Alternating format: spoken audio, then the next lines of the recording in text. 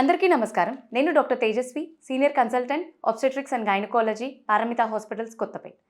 ఇవాళ మనం screening in pregnancy, especially genetic screening గురించి తెలుసుకుందాం.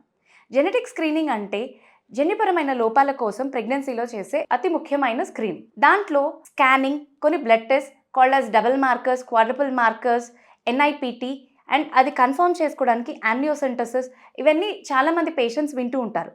ఈ కన్ఫ్యూజన్ని క్లియర్ చేయడానికే ఇవాళ ఈ వీడియో.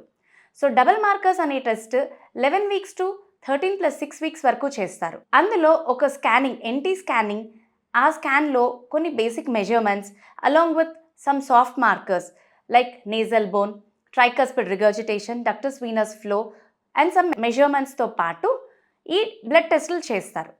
వీటిలో మనకి పేషెంట్ లో రిస్కా హై రిస్కా మాత్రమే తెలుస్తుంది.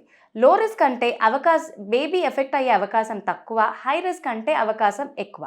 లో రిస్క్ అని వచ్చిన పేషెంట్స్కి ఫర్దర్ కన్ఫర్మేషన్ ఏమీ చేయం. బట్ హై రిస్క్ అనే పేషెంట్ వచ్చిన వాళ్ళకి కన్ఫర్మేషన్ కోసం వేరే టెస్ట్ చేయబడుతుంది. క్వాడ్రపుల్ మార్కర్ అనేది 16 వారాల నుంచి 20 వారాల వరకు చేస్తారు. But compare to double marker దీంట్లో మనకి తెలుసుకునే అవకాశం తక్కువ. So preferably double marker is the best screening test. అది మిస్ అయితే తప్ప క్వాడ్రపుల్ మార్కర్ ప్రిఫర్ చేయకండి.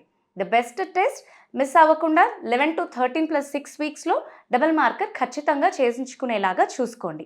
ఎన్ఐపిటి అనేది తల్లి బ్లడ్లో నుంచి baby genetic are DNA extract చేసి అందులో జన్యుపరమైన లోపాలు ఉన్నాయా అని టెస్ట్ చేస్తారు. సో ఇందులో మనకి 99% తెలుసుకునే అవకాశం ఉంటుంది. This is the best test compare to other screening test.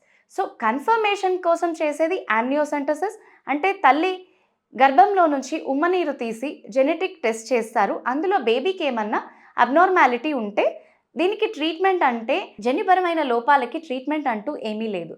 So దానికి ట్రీట్మెంట్ అబార్షన్.